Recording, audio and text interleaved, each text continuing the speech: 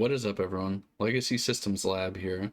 Today we're going to be talking about why you should learn COBOL in the current year. Let's get started. Job demand. It's no secret. Everybody's looking for jobs. The market's not particularly good, but we're all looking for jobs. And there's plenty of demand for COBOL programmers in the current year. So, what organizations are looking for COBOL programmers? Look no further. There's banks, insurance companies, the IRS, for instance, Social Security Administration, healthcare, and transportation organizations, including airlines, freight, and logistics. There's a whole swath of organizations that are looking for COBOL programmers who are currently on mainframes or mid-range mainframes or have old PC COBOL systems, and they're looking for people. Because as you know, COBOL programmers are getting older, and it's not a skill that's routinely taught anymore, so they're constantly looking for people to do the job and to maintain these old systems. There's plenty of ecosystems when it comes to COBOL.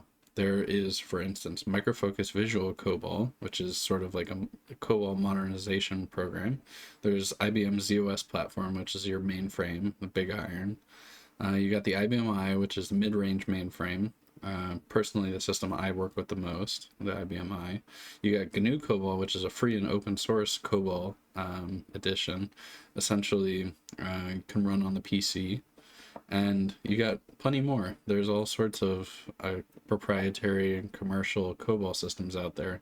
And they're all pretty similar if they're based on ANSI COBOL, but they do have their differences. So it's well worth looking into each and every one of them. But if you find a platform you like the most, stick with it and just learn it all the way through, and then you'll be pretty versatile and able to work on other systems. The thing about COBOL is it's very simple most of the time. There are some caveats with COBOL, and it can get quite complex, especially with the use of GoTo. However, it is a procedural language, so this will be very familiar for people coming from object-oriented languages, or other procedural languages like C. It's verbose compared to other languages, but if you programmed in Java, you've dealt with your own fair share of verbosity, so it is much more readable in terms of the sentence-like structure that it comes with. So you can read the sentences easily and parse out what it's trying to do versus having to dissect symbols and complex logic with all sorts of parentheses and things like that. Although we do use parentheses sometimes in COBOL.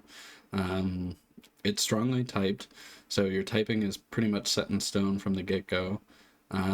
You declare things using picture clauses, and you lay out essentially what data type each element is going to be, and it's built for data processing. So when you're looking to process large amounts of data, huge files, batching through large files, it's the go-to for doing so. COBOL is robust. It's very robust. It's a compiled language for one, which means that you write the program, you compile it, and then you get a program, and then you run that program.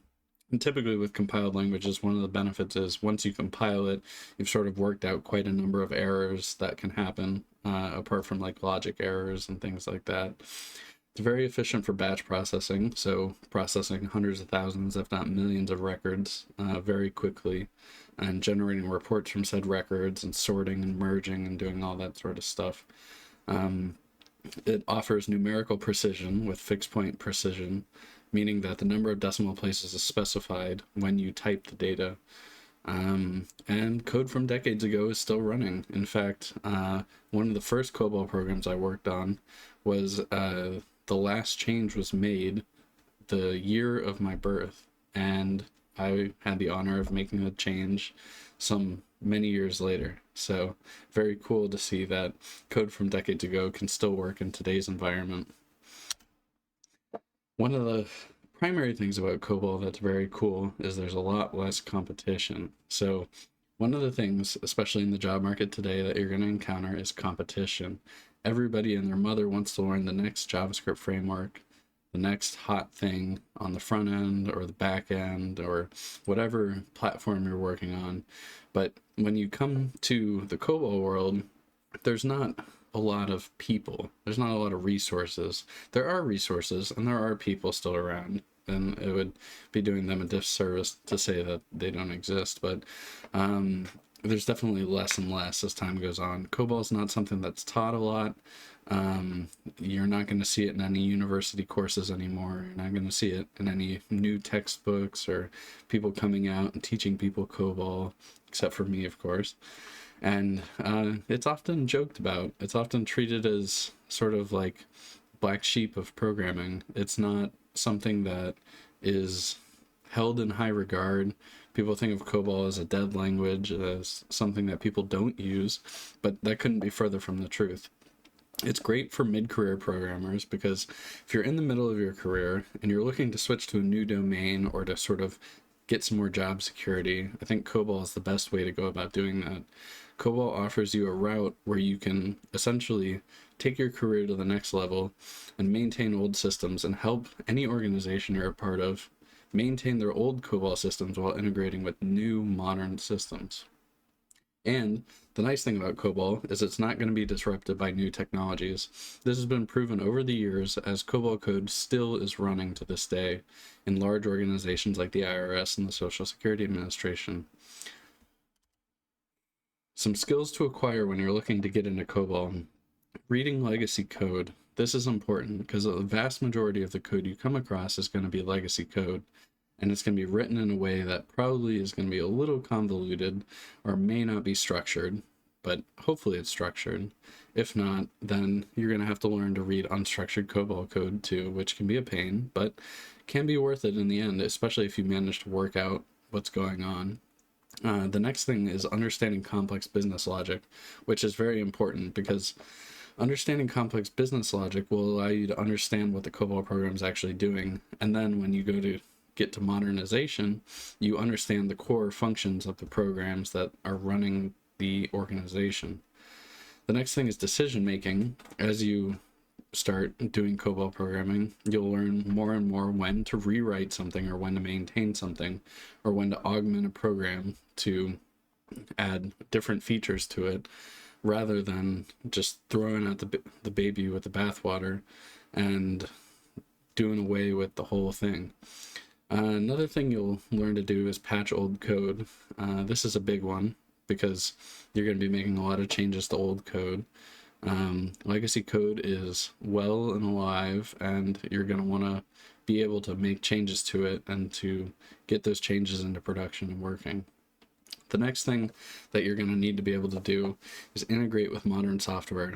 It's no lie that modern software is coming around and working its way into the COBOL world. COBOL isn't isolated from other systems and can work pretty well with some modern systems, especially different applications that are developed for COBOL and COBOL programs. So where do you go from here? You can follow my channel, Legacy Systems Lab, and learn more about COBOL, do some hands-on projects. We're going to go through mainframe COBOL, mid-range COBOL, going to do GNU COBOL. There's also the Open Mainframe project, which is good for getting into mainframe COBOL. There's IBM Z Explorer, which I believe gets you hands-on access to a mainframe. The book I actually learned COBOL programming from is the Fundamentals of Structured COBOL Programming.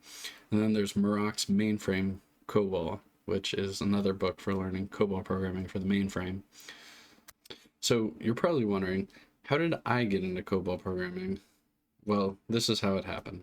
So I actually used to be a PHP programmer, and I basically did full stack web development doing PHP, JavaScript, SQL Server, all those fun things, working on web applications. And, you know, the thing about web applications is, especially PHP, it's interpreted. And I didn't really like the interpreted environment. It was very vulnerable to crashes. Things would constantly go awry unless you had extensive unit testing and things of that nature. So it wasn't that I couldn't write good web code. It was that I didn't like the tooling around the web code. I didn't like the environment that I worked in. I really like compiled languages. That, at the end of the day, that was the sort of deal breaker for me, was I really like compiled languages. And since my shop wasn't using a compiled language, I decided, I want to work with a compiled language. I mean, I had experience in C and Golang, so I was used to these compiled languages, and that was something I wanted to work with. And I knew that COBOL was a compiled language, and I wanted to I've always had a fascination for old technology too. Stuff that other people would look at and probably discard or think that they don't need it anymore. I have a collection of old Macintoshes and old PCs and things like that. And yeah, I just, for whatever reason, I was really attracted to sort of this legacy thing. And my organization, was losing people working on the COBOL platform that they had developed in-house about 30 something years ago. And yeah, so I basically one day woke up and said, you know what, I want to become a COBOL programmer. So I went to the department that was in charge of the COBOL programming, and I asked the boss, I said, hey, I've got a lot of programming experience, but I've never done COBOL before. Do you think I could try it? And they were like, we need people, so why not? And so they took a chance on me, and sure enough, an allocation opened up, and I was able to apply for the position, and I ended up getting it.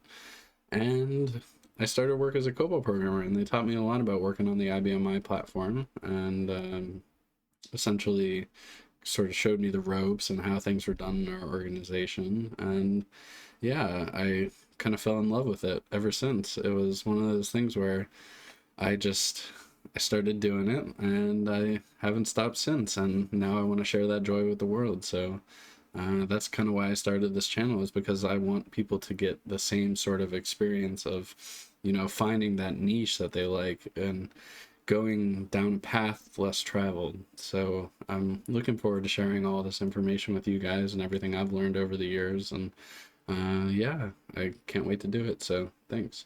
So that's it. See you guys later. Make sure you like, subscribe, and view the channel for more if you're interested. We're going to be doing all sorts of projects. We're going to be going through COBOL like nobody's business. So I'll catch you later. Take care.